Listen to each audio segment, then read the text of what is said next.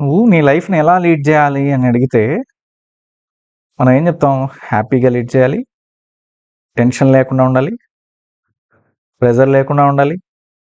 భయం లేకుండా ఉండాలి. ఇన్‌సెక్యూరిటీ ఉండకూడదు. సక్సెస్ రావాలి. సక్సెస్‌ని ఫీల్ అవ్వాలి. ఎప్పుడు హ్యాపీనెస్ కంటిన్యూ అవుతూ ఉండాలి అనుకుంటాం. ఒక డేలో డిఫరెంట్ ఎమోషన్స్ వస్తుంటాయి. భయం వస్తుంటది. బాధ వస్తుంటది. ఈ సిట్యుయేషన్స్‌ని అవాయిడ్ చేయడం కోసమని, ఆ భయం కలిగించే సిట్యుయేషన్ మనం వెళ్ళకుండా ఉంటాం. ఆ బాధ కలిగించే సిట్యుయేషన్‌లో మనం ఎంటర్ కాకుండా ఉండడానికి ట్రై చేస్తుంటాం.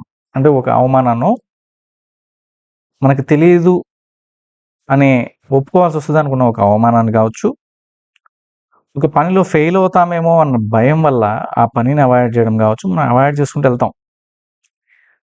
ఒక చోట ఏదో ఒక పాయింట్‌లో మనకేదో చిన్న సక్సెస్ వచ్చిందనుకుందాం. హావ్ టు ఫీల్ హ్యాపీ కదా! కానీ మనం హ్యాపీ ఫీల్ అవ్వం. ఈ హ్యాపీనెస్ ఎంత త్వరగా పోతుందో అనే భయంతో అది ఆ ఎమోషన్ కూడా అవాయిడ్ చేసుకొని ముందుకెళ్తాం. ఎందుకంటే మనకు భయం అనే ఎమోషన్ అంటే అంత భయం. టెన్షన్ అనే ఒక ఎమోషన్ అంటే అంత టెన్షన్. నెర్వస్‌నెస్ అనే ఒక ఎమోషన్ అంటే అంత నెర్వస్‌నెస్. ఇవన్నీ రాకూడదని మనం అనుకుంటాం. అవి వస్తాయేమో అన్న ఒక అనుమానంతో మన హ్యాపీనెస్‌ని కూడా కంటామినేట్ చేసుకుంటాం. దీనివల్ల ఏమవుద్ది? మనం ఏ హ్యాపీనెస్ కోసమైతే లైఫ్ లీడ్ చేయాలని అనుకుంటామో, ఆ హ్యాపీనెస్‌ని కూడా మనం ఆస్వాదించలేం. దానికోసమని అలాంటి ఒక రోజు వస్తుందిలే, ఆ రోజు కోసం ఈ రోజుని గడిపేద్దాంలే అనుకుంటూ పోస్ట్‌పోన్ చేసుకుంటూ వెళ్తాం. మన ఎమోషన్స్‌ని, మన నెగెటివ్ ఎమోషన్స్ మన మీద అటాక్ చేయకుండా ఉండడం కోసమని, వాటిని అవాయిడ్ చేయడం కోసమని, మన పాజిటివ్ ఎమోషన్స్‌ని కూడా అవాయిడ్ చేసుకుంటూ వెళ్తూ ఉంటాం. దానివల్ల వచ్చే నష్టం ఏంటి? మనం ఎప్పటికీ ఆ హ్యాపీనెస్‌ని కూడా మనం పొందలేం.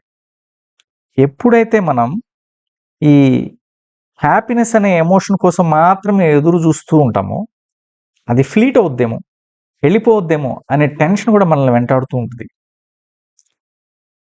కాబట్టి అదర్ నెగెటివ్ ఎమోషన్స్‌ని సే నెగెటివ్ అనడం కంటే కూడా అదర్ పాజిబుల్ ఎమోషన్స్‌ని అవాయిడ్ చేయడానికి ట్రై చేస్తూ ఉంటాం. మరి దీనికి సొల్యూషన్ ఏంటి? ప్రకృతి మనకు హ్యాపీనెస్ ఒకటే కాదు, అన్ని రకాల ఎమోషన్స్‌ని ఇస్తది. ప్రతి ఎమోషన్‌ని మనం ఎంబ్రేస్ చేసుకోవాలి. That is part of our life. మనకి బాబో, పాపో పుడతాడు.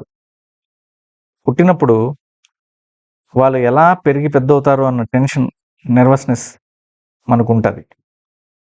కానీ వాళ్ళు ఒక వయసుకొచ్చిన తర్వాత వాళ్ళు చిన్న పిల్లలుగా ఉంటేనే బాగుండేమో, ఇంకా ఎంజాయ్ చేసేవాళ్ళమేమో వాళ్ళ కంపెనీని అని అనిపిస్తది.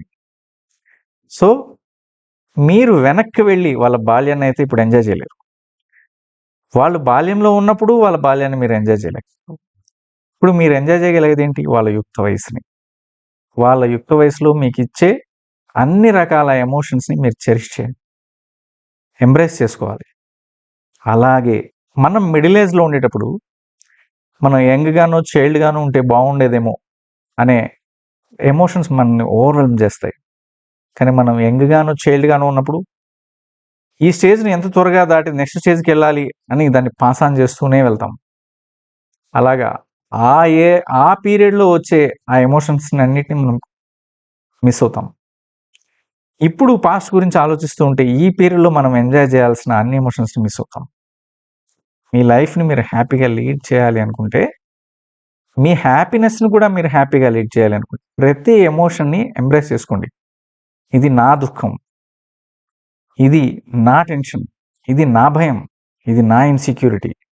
అది మీ బాడీలో క్రియేట్ చేసే ప్రతి వైబ్రేషన్‌ని ఫీల్ అవ్వండి. ఎంజాయ్ చేయండి. ప్రతి ఎమోషన్ ప్రకృతి మీకు ఇచ్చిన ఒక గిఫ్ట్. దాన్ని పోగొట్టుకోకండి. ఆ ఎమోషన్స్ని ఎంజాయ్ చేయలేకపోవడం వల్ల, ఆ ఎమోషన్స్ని చెరిష్ చేసుకోకపోవడం వల్ల మీరు మిస్ అయ్యే హ్యాపీనెస్ని కూడా మిస్ చేసుకోకండి.